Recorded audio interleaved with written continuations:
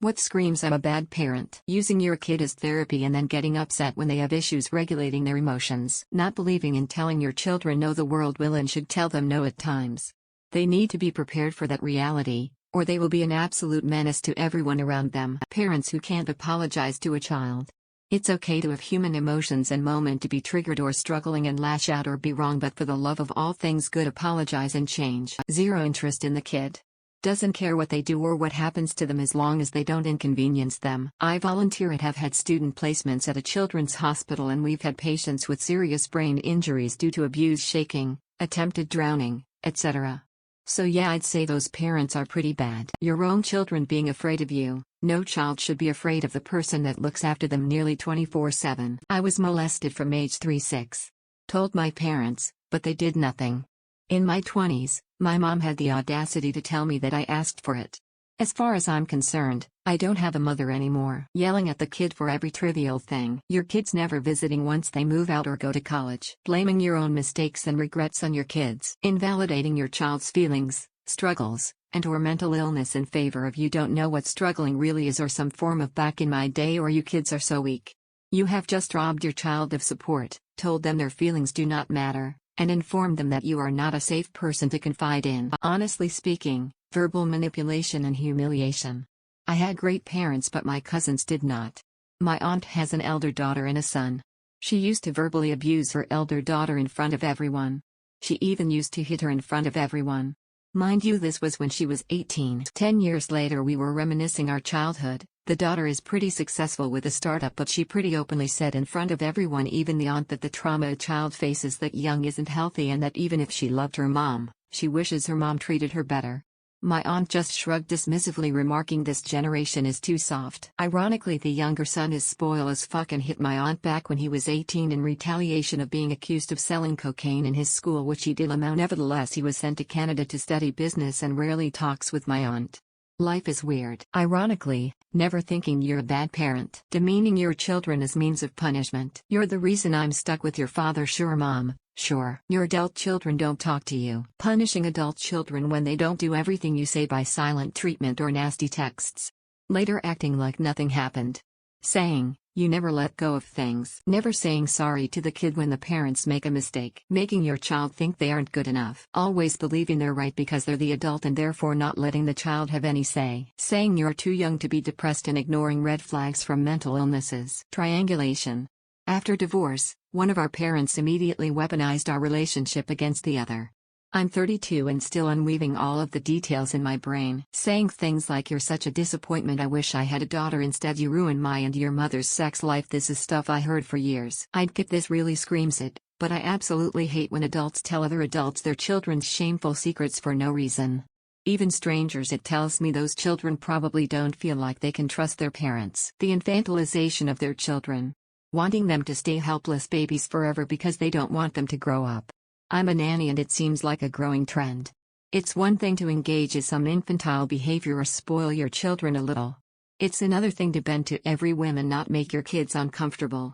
Example with some kids I'm currently dealing with. Not potty training them. Telling your kid that you need them only for their money in the future. Treating your kid as your therapist. Using them as props gain for your YouTube channel. Treating your son as the man of the house because you're single. Not giving the kids rights, privacy. Using children as pawns in divorces or separations. Automatically dismissing and invalidating many of your child's opinions because you think since they're a child, they don't know anything. Yes, they're not always right, but they're still people and should be treated with respect. Attacking the self-esteem in any way. When one of your mom's boyfriends touches you and you're a 14-year-old girl and you tell her, and she says, "Don't flirt with my boyfriend." Years later you bring it up and she says, "I don't remember saying that." When it's Christmas and you're glad you don't have to see them. When the best gift they can give you is their absence. Not correcting your kids. Constantly deflecting parental responsibilities to other people, groups, or organizations. My stepsister to her 8-year-old daughter, "It's not my job to help you with your homework. That's what teachers are for." Being addicted to meth. Hugging your kid while only ever looking at other people's reaction and the kid doesn't quite look that comfortable with it. Hugging the kid in a manner which looks like theater performance basically rather than actual affection. Only ever claiming their kid is the best and brightest and only ever talking about their school studies and nothing else. Dismissing the kid's pot by default without even listening to anything the kid has to say. Using the "I put food on your table" argument when the child points out your disrespectful behavior. Remember, the opposite of love isn't hate. It's indifference. If you see kids being neglected, or ignored, or not cared about at all, that's a good indication that their parents aren't good. Pulling out a 12-gauge shotgun when I don't listen. When you beat your kids over the slightest of mistakes, calling them stupid and being a raging alcoholic.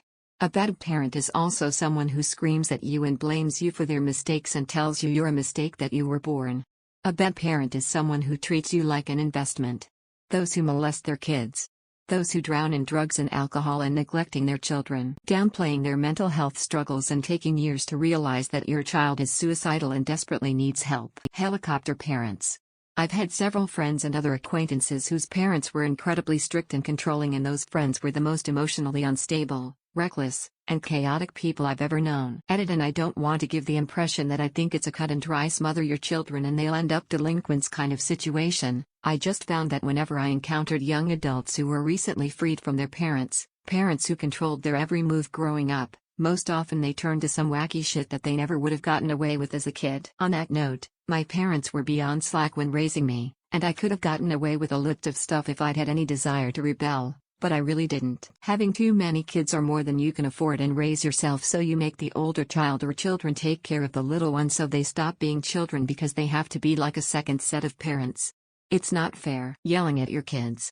I don't mean "Hey, get off the counter" or "Stop, you're gonna fall." I mean screaming things like "What is wrong with you?" Or do you even try? When you get mad and get loud, you are doing 3 things. 1. Teaching them that people are allowed to yell at them and say awful things to them. They should accept that treatment. 2. Lowering their self-esteem. Whatever you are saying to them they will believe. If you say you're so lazy, it will not motivate them to be less lazy, it will simply force the lazy trait upon them. 3. Teaching them that they should always avoid serious conversations with you. You are not a safe person to talk to. Edit typo. Leaving your kid home while the rest of your family goes to France for Christmas. Was in McDonald's the other night. A dude came in after midnight and was there for over an hour, clearly buzzed and seemingly in no hurry. I go to leave. Out in the parking lot is this little girl, can't be more than 2-3 years old, bawling her eyes out and trying to climb out of the back seat of a car. It's less than 20 outside and all the windows on the car were up. I run over expecting her parents to be in the car, stopping traffic as I go so the kid doesn't get run over and nobody is in the car. Car isn't running and is nasty. A McDonald's employee who is also watching all this, and I take her into the McDonald's, and no sooner than we get inside, the dude who has been just chilling for over an hour comes up and snatches the little girl and cusses her all the way back to the car she climbed out of and drives away. I am not a violent man, but I contemplated at least 3 felonies in the time it took for him to drag her back to the car. JS. TL Drive. You see the worst parenting at McDonald's late night. Being a helicopter parent. Let your kids experience failure, let them make mistakes, let them get hurt mildly. That is how they learn.